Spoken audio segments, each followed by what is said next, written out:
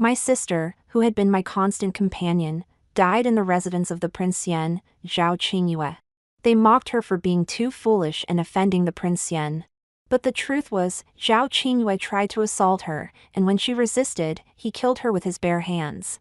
5 years later, I accidentally met Zhao Qingyue, became known as a seductress in others' eyes, yet also became his sole obsession. He said, "One day, I'll rightfully marry you." I laughed. "Marry me? But I came to kill you." Ding! Royal Story reminds you to click the subscribe button in the bottom right corner to read the complete novel. After spending half a month playing the game of a scholar meets a beauty with Zhao Qingyue under the worry-free mountain, he finally remembered his fiancée back in the capital.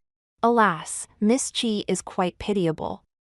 His Highness brought her back to the capital but can't even give her a proper status, said a maid with a round face. Another maid with a pointy chin said disdainfully, "A seductress, what's there to pity?"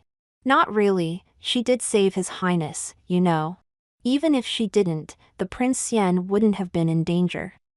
She just saw his noble attire and wanted to cling to him. In my opinion, Miss Wang is the pitiable one.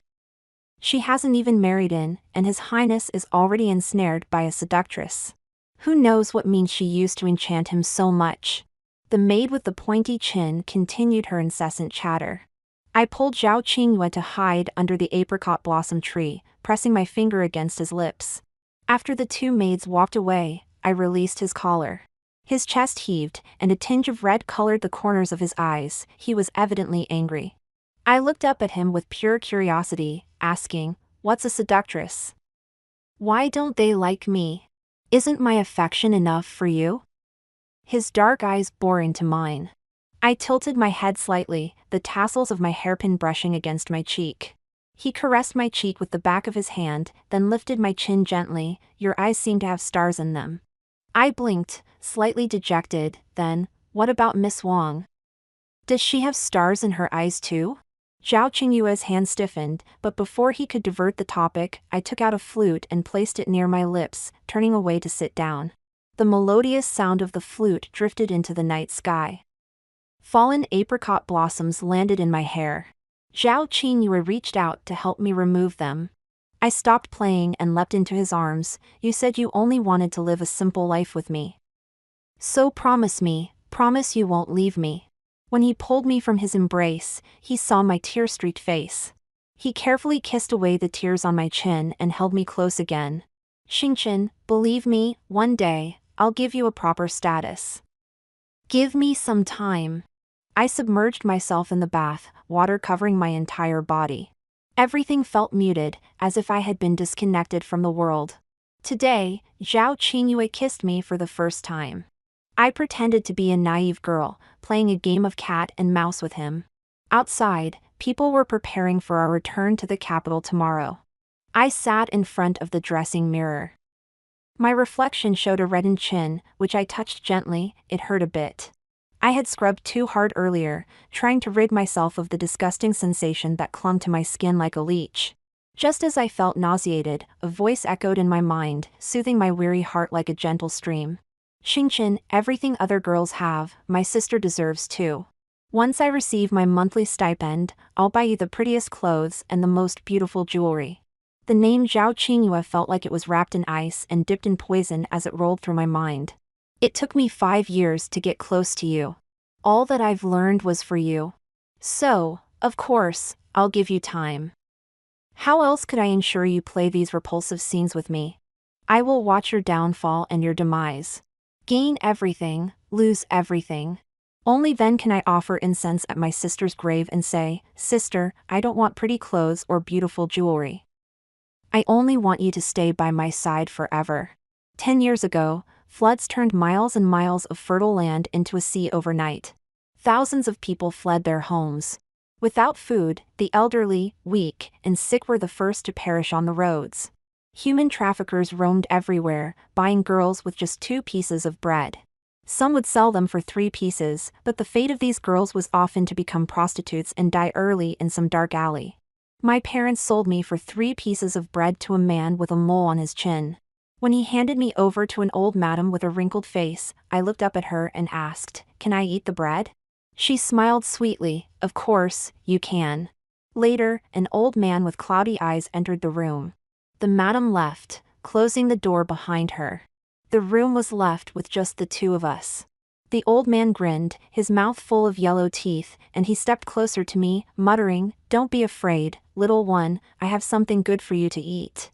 I stood there, paralyzed by an inexplicable fear. I couldn't breathe or move. Just as his hand was about to touch me, a scream came from outside, "Fire! Fire!" Then, a pair of warm hands grabbed me and we ran forward wildly. "Why are you running, you little wench? Run any further, and I'll beat you to death," came the curses from behind. The curses grew fainter as we ran through an alley paved with green bricks and across a busy street. I glanced back. The deep alley now resembled a wide-mouthed monster spewing black smoke. Out of breath, we stopped to find that the one who had pulled me to run was a boy of about 11 or 12. "Brother?" The boy with a dirty face glanced at me in disdain, frowned, and smacked my head. "Are you stupid? I'm a girl." Her bright eyes sparkled like stars, and I couldn't help but smile as I sweetly called out, "Sister." Later, I learned that the madam who called little wench actually meant her. Since my sister's surname was Chi, I took on her surname as well. Sister and I moved from place to place like two resilient weeds. Until we met a widowed teacher who let us stay in exchange for cleaning, cooking, and washing clothes. He provided us with food. He even gave us names. My sister was named Chi Jingyue, and I was Chi Xingchen.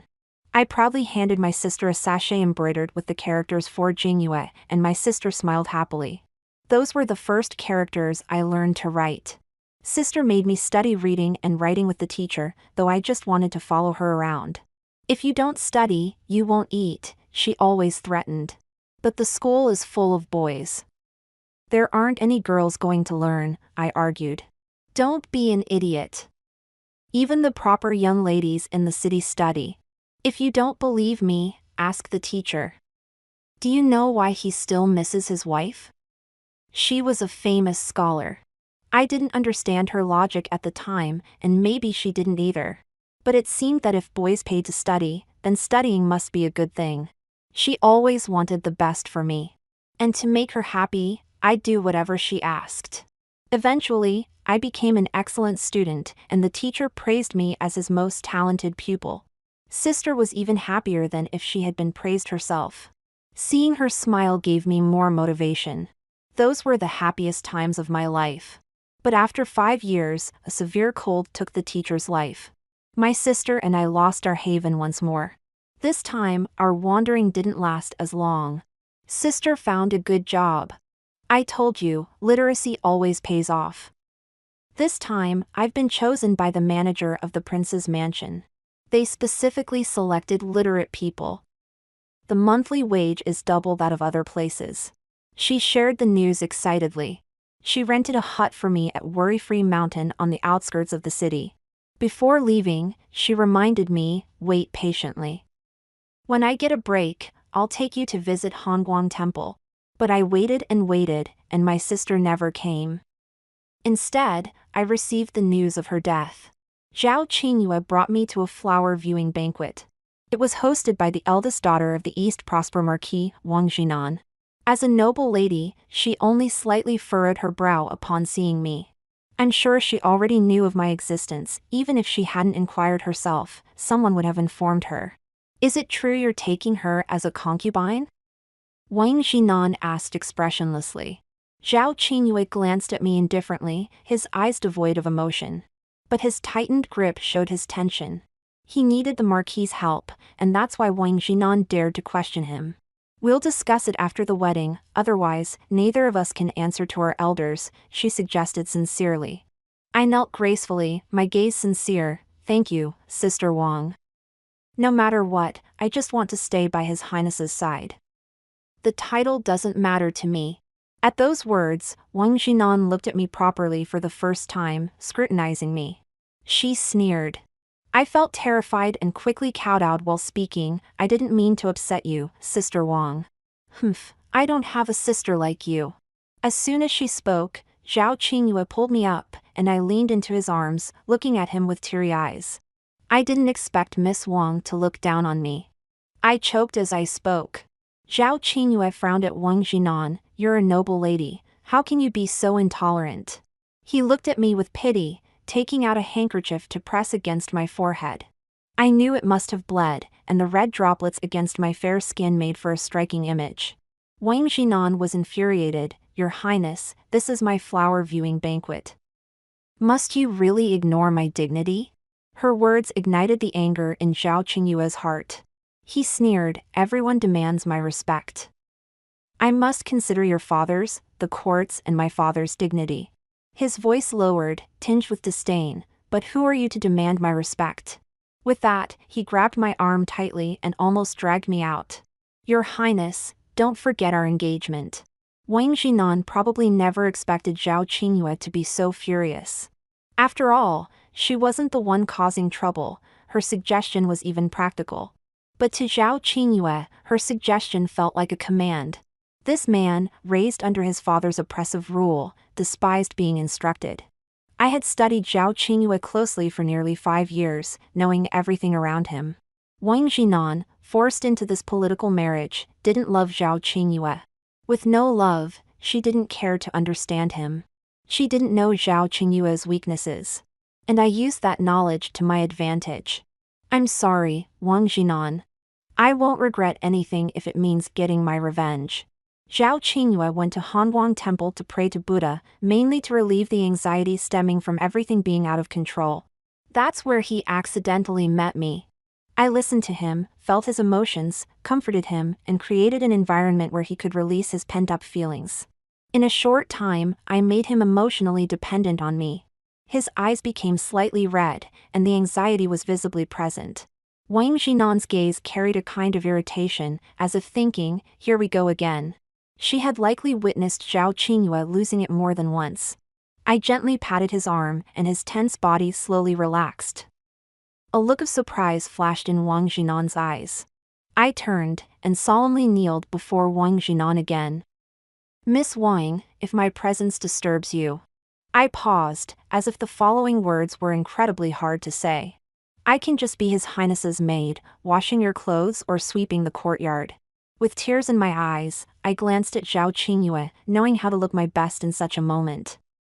As long as I can be close to His Highness, even if it's just stealing a glance occasionally, I'll be satisfied. Hearing my words, Zhao Qingyue felt heartbroken and pulled me up. Let's cancel the engagement. My wife should be someone more tolerant, he said expressionlessly, meaning he would find a more suitable candidate. I was never in the choices from start to finish. Wang Jinan listened to this, glanced at me with amusement. I understood her meaning. Even if it's not me, you still won't get what you want. However, what I always wanted was just his life. Zhao Qingyue regretted it upon returning to the palace. Growing up in the palace, one could betray others but never betray one's own interests. However, how could I let him have his way? Zhao Qingyue initially intended to bow his head to the East Prosper Marquis and then forget about the matter, hoping for a happy ending. Yet, he couldn't bring himself to do it, and during his hesitation, the news of the broken engagement spread throughout the city. A song circulated in the capital city. The stars in the sky twinkle. The moon takes her home. Home she goes, wordless and quiet. Sits on the bed, laughing heartily. Laughing heartily, laughing heartily. Turns out the moon blooms with joy. Some said he ignored royal dignity for a common girl, leading to the point of a broken engagement. More people saw it as a romantic tale, as if a story from a book turned into reality. Men imagined their talents being recognized by noble women, becoming sons-in-law of powerful families overnight. Women imagined their beauty attracting royal attention, instantly transforming into noble ladies. An invisible hand spread the rumor wider and wider. Amidst the widespread rumors, the East Prosper Marquis' passivity, and the emperor's outrage, Zhao Qingyue and Wang Jinan's marriage was called off. Guess who spread the rumor? To seek vengeance, one must cut off his arms, block his retreat, leaving him with no way forward or back. Getting rid of the East Prosper Marquis' support was just the first step. Since my sister's death, I had never dreamed of her until that night. In the dream, she held a sachet, showing it off to the teacher. Look how smart my sister is, being literate at such a young age. I called out to her, but she ignored me. I woke from the dream abruptly, as if plunged into an ice house. It felt like the day I first heard the dreadful news. I waited outside the prince's residence for a long time, piecing together from others' words that my sister had died. Her body was wrapped in a straw mat and discarded at the mass grave, all because Prince was scolded by the emperor and was in a bad mood. He happened to see my sister carrying the sachet with the words Jingyue embroidered on it. She deserved it, carrying that old, worn sachet as if it were precious, someone said. Not even knowing to avoid the name of the crown prince, what a fool. I rushed to the mass grave, searching for a whole day and night but found nothing. Two emotions tugged at me. Endless sorrow, I couldn't even see my sister one last time, not even her body. And a sliver of hope, if there's no body, maybe it wasn't my sister who died. Maybe she's waiting for me in a hut beneath Worry-Free Mountain? The thought sprouted, unstoppable. I stood up suddenly, but everything went black, and I fell to the ground. My hand landed on something soft, a worn-out sachet with the words Jingyue embroidered in crooked stitches beside a set of bones gnawed by wild beasts. The sun set, the twilight deepened. A flock of crows circled above the mass grave, their cries sounding like cries of anger, unwillingness, and lamentation, piercing the ears. I woke abruptly, tears streaming down my face. Zhao Qingyue, you just wait, debts must be repaid eventually. When Zhao Qingyue returned from the palace, his face was tense, emitting an unapproachable aura. The round-faced maid, Chishur, stood trembling at the study door with a tray of tea. Inside the study, the sound of a scream came, belonging to the sharp-faced maid, Chunhua. I took the tea tray from Chishur, who looked at me gratefully but hesitated to speak. I pushed the door open and walked in. Zhao Qingyue, with his back to me, was flogging the half-naked Chunhua with a whip. Hearing the noise, he lashed out at me and yelled, "Get out!" He tried to stop when he saw it was me, but it was too late. I took the blow head-on.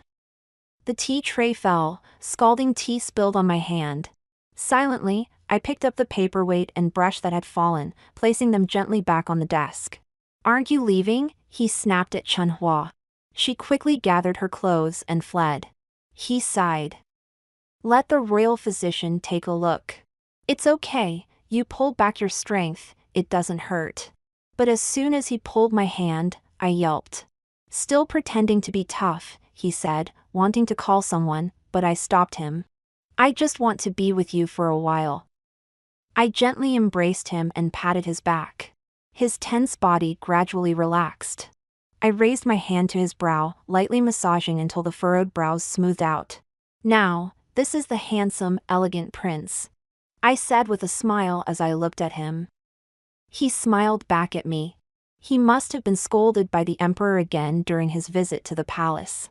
Someone who grew up under oppression craves the purest form of unconditional love, simply for being themselves. Naturally, I want to create a haven of warmth for him. A place where he seemingly has no worries, no burdens, and can do as he pleases. With extraordinary beauty and absolute patience, I weave a web and slowly draw closer to him. He starts frequently confiding his troubles in me, venting his complaints. He speaks of the debates in the court and the subtle tensions between his brothers. When he talks, I just listen quietly. When he's sad, I pat his back to comfort him. When he's happy, I show even more joy than he does. The more he tells me, the more he can't do without me. And I can find the snippets of information I need from his endless emotions to piece together the highest secrets of the court. "Miss Chi, the fabric shop owner has sent a new batch of materials for you to choose from," the steward of Prince Yen's residence said respectfully. "You can decide." I nodded to him and returned to my own courtyard. At the door, Chishur was chatting with Chunhua. "Steward Chin is becoming more and more respectful to Miss Chi," Chishur said with a smile, as if sharing in the honor. After a while, Chunhua replied disdainfully. "She's been back for so long, but His Highness hasn't given her a title." "You have no idea what people are saying outside." "Don't say that." Ever since Miss Chi arrived at the prince's residence, His Highness has been losing his temper less often, Chishur continued in a lowered voice. "There used to be frequent removals from the residence. I thought I wouldn't survive another 3 months myself. They deserved it. Those who were beaten to death were just stupid. They had it coming." Chunhua's voice held a tone of cold melancholy. Shoo. Don't say that. We're all fated to suffer. Do you know why His Highness called off the engagement with Miss Wang? He had already set his sights elsewhere. What do you mean? Just wait. The prince will soon have a new consort candidate, a lady from the duke's family, more noble than Miss Wang. It definitely won't be that vixen. Of course, I knew this. Even without the daughter of the East Prosper Marquis, there would be others. But I never planned on endlessly playing the game of blocking peach blossoms for Zhao Qingyue. The selection of Zhou Qingyue's consort was not finalized, especially with the untimely arrival of the first snow. This early snow came at a most inconvenient time, especially when the horns had already sounded, but the provisions were nowhere to be seen. Its early arrival caught the entire court off guard. Not only did the snow arrive, but so did 100,000 enemy troops at the border. After Zhou Qingyue left court, he retreated to his study to discuss with the ministers. When he emerged, his expression had softened considerably. What's happening? He grabbed my hand, which bore a fresh scratch. It's just that old cat I raised. Now that it's grown, it's become rebellious, thinking it can fend for itself. I rarely complained. He burst out laughing. I've never seen you angry before. It must really deserve a scolding. I raised it, and who would have thought a little kindness from others would make it forget its master, I said angrily. It got lost the other day. I saw it by the back alley of the prince's residence, and no matter how long I called, it ignored me. Guess why? Zhao Qingyue asked with a smile. Why? Just because some kid fed it. It thinks the child is its master now. Even my Xingqian gets jealous, Zhao Qingyue said, holding me in his arms and caressing my cheek. I've been so good to it. As soon as it learns a bit of skill, someone else gives it a small benefit, and it forgets about its master. How outrageous! After hearing this, he was silent for a while, then suddenly asked, Will you leave me, too? I looked up in feigned surprise, my eyes welling up with tears almost instantly. Why would you ask that?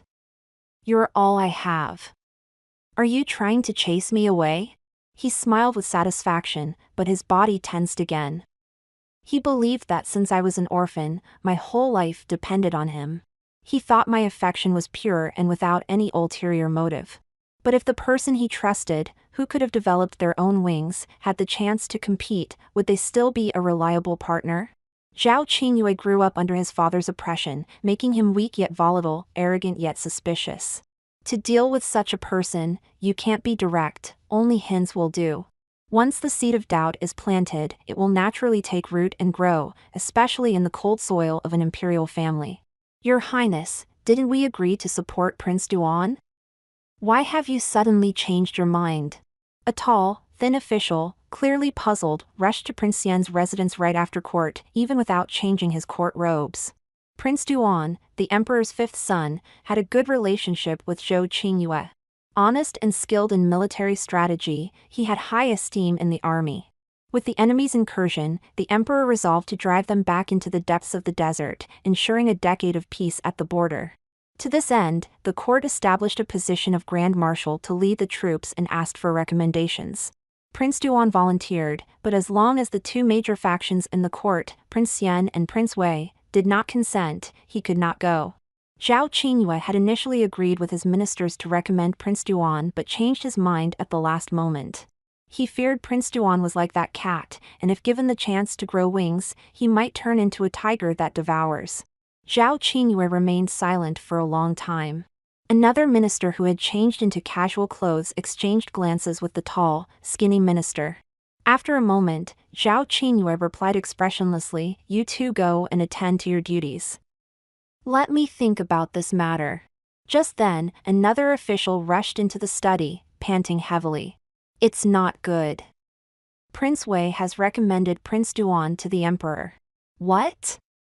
Zhao Qingyue was shocked, and the two ministers who arrived earlier were also surprised. Why would my third brother recommend my fifth brother? Zhao Qingyue murmured. He knows very well that my fifth brother is one of my people. He paced around the study twice before suddenly saying to the official who brought the news, Let's go to the Prince Duan residence. The official calmed down and replied cautiously, Prince Duan has gone to Prince Wei's residence to thank him. Zhao Qingyue's face turned deathly pale, and his voice was as cold as ice. This is why I didn't recommend him. In fact, it was quite normal for Prince Duan to thank Prince Wei. He wanted to defend the borders and showcase his skills. Now that Prince Wei had helped him realize this wish, he naturally wanted to express his gratitude. Unfortunately, Zhao Qingyue had already branded Prince Duan as a traitor in his mind, so every step Prince Duan took henceforth would be seen as evidence of betrayal by Zhao Qingyue. There was no need for anyone else to intervene. Zhao Qingyue would prove his own suspicions until he completely broke with Prince Duan. Zhao Qingyue took me to Worry-Free Mountain. He wouldn't know that Prince Duan originally intended to bid him farewell before the army set out. Nor would Prince Duan know that Zhao Qingyue had been waiting for him for 3 full days. The relationship between the two was strained due to the lack of recommendations, untimely communication, and issues with the preparation of supplies. Thus, the gap turned into a chasm and would become an iceberg in the future. As long as time and distance remained as barriers, all misunderstandings and suspicions would be infinitely magnified. Next, they would be separated for at least half a year, with thousands of miles between them. Today the army sets out, aren't you going to see them off? I asked during our vegetarian meal break. There will naturally be people eager to see them off, Zhao Qingyue replied calmly. Besides, our trip to Hanwang Temple today has been approved by the emperor to have Master Zhihai pray for the army's blessings. After a while, he suddenly raised his head. What did you pray for in the hall today? I prayed for Buddha to bless my loved ones with safety and joy in life, and in the next, I glanced at him quickly and then lowered my head, pretending to be shy. Didn't you pray for a good marriage? He teased. I stopped smiling, raised my head, and said solemnly, I didn't pray for marriage, I just want to be with you. He stared at me intently, and I let him look. You. In the end, he said nothing but held my hand. This third brother dared to propose to the East Prosper Marquis' manor. Back at the mansion, Zhao Qingyue smashed things in his study. First, Prince Wei had shown goodwill towards Prince Duan, and now he was extending a friendly gesture to the East Prosper Marquis. Zhao Qingyue felt a thorn in his side. I knew his next move would be to propose to the East Prosper Marquis' manor again. Once he proposed, even if Wang Jinan didn't agree, the East Prosper Marquis would agree. The East Prosper Marquis had always been a loyal supporter of Prince Yen and would not turn easily. He might even proactively show goodwill towards Prince Duan. For 3 consecutive days, I went out with only my maid, Zhisher. On the 3rd day's evening, I met Wang Jinan at the most famous music store in the East Market. She glanced at me and did not stop. Miss Wang, I called out. Our eyes met, and she finally put away her hostility towards me. Come with me. I invited her back into the music store. I began to play a song, Out of the Frontier, majestic and grand as if thousands of horses galloped, with solitary smoke rising in the great desert. She stood by the window, arms crossed, one side of her face lit by the sparse sunlight while the other side remained in shadow. The song ended, and she lowered her eyelids, indifferent. Help me pick a zither? I asked. She nodded her chin towards the one I had just played. I picked up the zither and signaled Zhisher to pay. Follow me, I'll take you to a good place, I said with a smile. She raised an eyebrow and got into the carriage with me. Where were you yesterday? Zhao Qingyue immediately questioned when he saw me. I didn't speak, looking at the little maid, Chenhua, who was hiding behind him. Chenhua shrank a little but puffed her chest bravely. I saw you, you went to show off to Miss Wang. You're afraid His Highness will marry Miss Wang and you won't become the princess. Who do you think you are, daring to ruin His Highness's prospects? At this, I laughed. So, His Highness, a man so distinguished, has no future if he doesn't marry Miss Wang? Chenhua instantly realized she had said something wrong and looked fearfully at Zhao Qingyue. Zhao Qingyue pinched my chin, expressionless, and coldly reminded, you still haven't answered my question. As soon as he finished speaking, Prince Wei swaggered into the study. Big brother, you're so heartless. How can you think of Miss Wang when you have a beauty by your side? Zhao Qingyue frowned, his gaze full of disgust, but when he looked at Prince Wei, he wore the gentle look of an elder brother. What do you mean, third brother? I don't understand. Stop pretending. The East Prosper Marquis' manor just rejected my proposal. Miss Wang has gone to war, clad in armor. Wang Jinan was the eldest daughter of the East Prosper Marquis, with 3 younger brothers below her. Unfortunately, the 3 brothers grew up to be wastrels, and only she inherited her father's mantle, becoming one of the most formidable female generals of the current dynasty who had been to war. But she had been stationed at the frontier for years and had not married. The East Prosper Marquis used filial piety to coerce her into returning to the capital. But for Wang Jinan, if she couldn't marry the best man in her heart, it didn't matter whom she married. That day, I took her to the riverside and the outskirts. The winter sun's warmth fell on us, and a gentle breeze brushed past our faces. We played the zither and drank wine together. But we remained silent throughout. In the end, her eyes reddened. "Who are you?" she asked me. "Too bad it's winter," I evaded her question.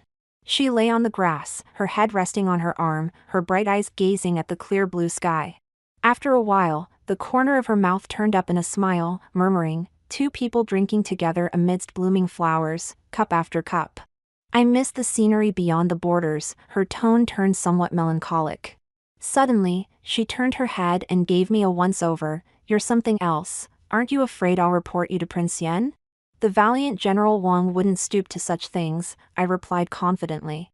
The greatest regret of Wang Jinan's life was probably losing her lover forever. That man was minced into pieces on the battlefield to save her. "I need to return to the border." She sat up, letting the breeze tousle her hair. "You don't need to fear me competing for Prince Yen. But, to be honest, being with him, it's a bit of a waste." My objective was achieved. After hearing Prince Wei's complaint, Zhao Qingyue clearly believed it was I who had interfered to prevent the engagement between Wang Jinan and Prince Wei. "I should have told you earlier, I'm sorry," I explained to him, my face pale. Why are you helping me like this?" he asked in a low voice. I wasn't helping him, but I hoped he'd misunderstand. I glanced at Chunhua, who began trembling and stammering, "Your Highness, don't be deceived by her." Zhao Qingyue merely glanced back, and someone immediately stepped forward to gag Chunhua and dragged her out. Soon, dull thumps could be heard. I looked at Zhao Qingyue without answering, but reached out to smooth the frown on his forehead. "You've been upset these past few days because of Prince Duan's affairs, and then Prince Wei stabbed you in the back. I just wanted Miss Wang to consider resuming her engagement with you." As I spoke, tears streamed from my eyes, and my voice choked, "But I'm so useless. Miss Wang must hate me so much that she actually..." He grabbed my hand tightly and held me in his arms. "I misunderstood you. I know you just want to make me happy, just like you prayed for me at the Buddha's altar that day." I buried myself in his embrace. Though his scent made me nauseous, I savored the taste of victory in that revulsion. Everyone has a common flaw. When no one wants something, you don't cherish it, but once someone else desires it, you'll immediately see it as a treasure. Just like he didn't necessarily have to marry Wang Jinan before, but once Prince Wei showed interest, he started to pay attention to her again. I couldn't give him that chance. Only with Wang Jinan leaving the capital, there would be no possibility for them. Besides, a woman like Wang Jinan shouldn't be confined to the deep chambers of the palace, she should soar like an eagle in the sky. All I did that day was to recreate what she and her lover once did together. Revisiting old days most effectively stirs up suppressed yet surging longing in people's hearts. "Miss, please save Chunhua." Qiushi knelt before me, her face covered in tears. I stared at her expressionlessly. Chunhua has a sharp tongue, but she means well. When I first came to the mansion, I didn't know anything, it was she who taught me. She spoke while kowtowing. "Stand up." I finally softened. I followed Qiushi to the woodshed. The guards saw me and unlocked the door. I gave Qiushi a look, and she got the hint, leading the guards away from the woodshed. The smell of moldy wood mixed with the stench of blood filled the room. Chunhua lay on the ground, slowly lifting her head upon seeing me, and rolled her eyes in disdain, coquette. I looked down at her, speaking slowly, "Unlike you, I'm not in a hurry to climb into His Highness's bed. I'm carrying His Highness's child, he will come to release me." I remained silent for a while. "Ha, are you scared?" she gasped, struggling. "As long as I have a child, His Highness won't abandon me." "What can you count for?" She seemed to exert all her strength trying to provoke me. You've been in the mansion for a while. Why didn't you think of climbing up earlier, and why do it suddenly now?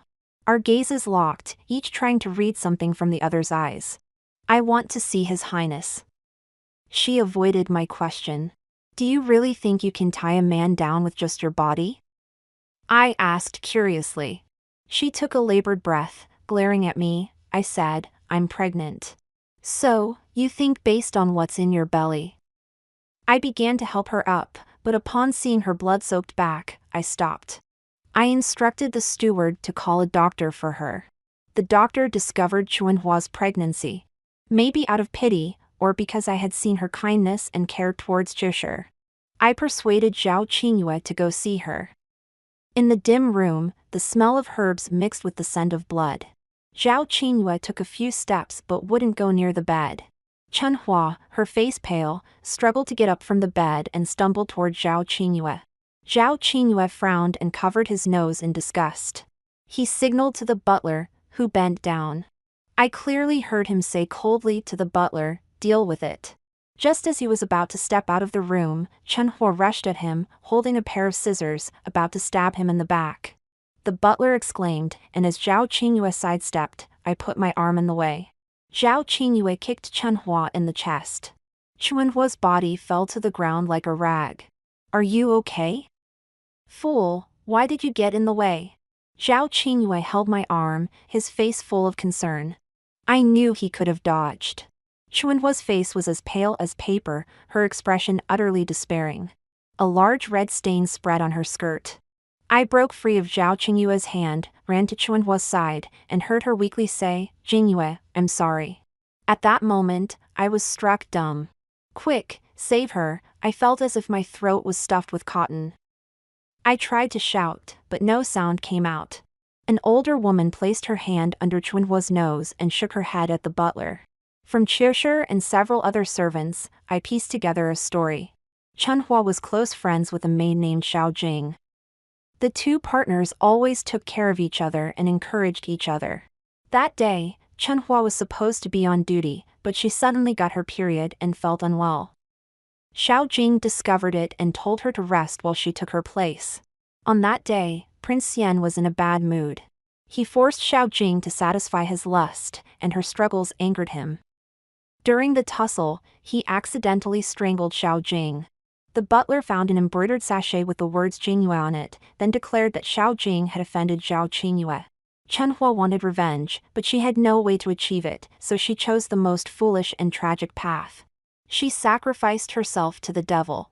She hoped to kill him when the devil let his guard down. I finally understood why she was always so harsh to me. She thought I genuinely loved Zhao Qingyue, and she hated everyone who treated Zhao Qingyue well. The more Chishir said in front of her how much Zhao Qingyue had changed because of me, the more she hated me. Still thinking about that maid? Zhao Qingyue hugged me as soon as he entered the room. She had your child. I tried to see a trace of guilt in Zhao Qingyue's eyes. It was as if he had heard a joke. How could a lowly woman like that give birth to my child? I buried my face in his shoulder. He pulled me away and looked at me solemnly. One day, I will rightfully marry you and let you give birth to our child. I looked at him, seemingly moved, and tears welled up. I embraced him again, turned my head slightly, and saw his exposed neck. I really wanted to bite through his blood vessels and let the blood gush out. Recently, Prince Wei and Zhao Qingyue had been fighting more fiercely. Far away at the border, Prince Duan had been closely interacting with Prince Wei, who was responsible for supplying provisions. The East Prosper Marquis, who had always supported Zhao Qingyue, was showing signs of betrayal. Someone had divulged Zhao Qingyue's habit of beating and killing his servants, and a rhyme about it started spreading among the common folk. The emperor publicly scolded him in front of the officials. The only punishment given was a month's confinement. After all, dozens or even hundreds of lives meant nothing to the emperor but numbers. Even though they were once living people. In the deep winter, news of a great victory came from the frontier. Prince Duan had achieved significant military success. The emperor was overjoyed and held a banquet for the officials. That night, the emperor suddenly fell ill from excessive drinking. For a time, the officials, while concerned about the emperor's health, began discussing the matter of naming an heir. Not long after, Zhao Qingyue received news that the emperor had written an edict. The edict was sealed, and only a few trusted ministers knew its contents. Don't worry, you are the emperor's most outstanding son. The crown prince's position will surely be yours. I patted his back reassuringly. He didn't speak. You've done so much, the wise and strong emperor must see it all. He hadn't. What had he done for the benefit of the country and its people? Nothing. I am only the best in your eyes, he said dejectedly. Father always scolds me. He wants you to do better, so he pushes you like that. You've done so much, the emperor won't overlook it. He suddenly became irritable. Then, grabbing my shoulders, he stared into my eyes. Do you really think I'm fit for that position? I looked at him sincerely and replied solemnly. You are the emperor's eldest son and have many achievements. Who else is more qualified than you? There are many more qualified than you, you are the least qualified. A hint of relief appeared in his eyes. I had to imply it subtly, to give him the confidence to take a risky approach. Because he had already known that the name written on that edict was not his. Sure enough, officials who were close to him began to frequent Prince Xian's residence. In fact, once you embark on the path of vying for the throne, even if you don't want to continue, those who follow you won't allow you to stop. One day before the Laba festival, the emperor fell gravely ill, reaching the end of his days. Xingqian, I'm about to do something big. If I succeed, I can become the supreme of the world. But if I fail, I'll lose my life. Zhao Qingyue, dressed in armor, had a look of determination. Will you stand by me? May I be like a star and you like the moon, shining upon each other night after night. After finishing, I firmly nodded. He looked at me, his eyes filled with gentleness and happiness.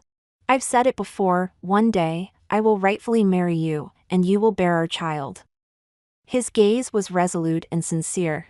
Of course I would stay with you, otherwise, how could I personally watch you walk a path of no return? Before he took action, I took him to a place. Under an inconspicuous locust tree outside the palace was a huge rock. What is this? He asked, his gaze filled with suspicion. I activated a mechanism and the rock slowly moved, revealing an entrance. The opening is very small, only one person can pass through at a time. You know, I was an orphan, roaming since childhood, later settling near Worry-Free Mountain and often receiving help from the monks at Hongguang Temple. Once, a monk from afar told stories to me and the young monks of the temple about how there was a secret passage in the current palace. I and others said he was boasting, but he claimed to be the one who had built the passage. I never believed it. Until they said that the emperor had his harems. I wondered if one day you didn't love me anymore, how could I live in the deep palace? So I came here and indeed found the secret passage. Suspicion lingered in his eyes. Then how do you know of this mechanism? The monk said so. I adopted a hurt expression. Don't you believe me? I wouldn't have told you if I had known. Did you plan to leave me through the secret passage? He looked down at me, a ruthless glint flashing in his eyes. His grip on my arm tightened suddenly. I hugged him tightly.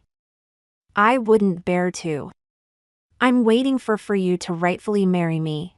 His grip loosened, a satisfied expression on his face. Are you so certain I will inherit the throne? I nodded vehemently. He didn't know that I had been waiting for this day for a long time. I wanted to leave him a way out when his fighting spirit was high, preventing him from putting himself in a situation with no escape. Place oneself in a deadly situation and then survive? Not possible.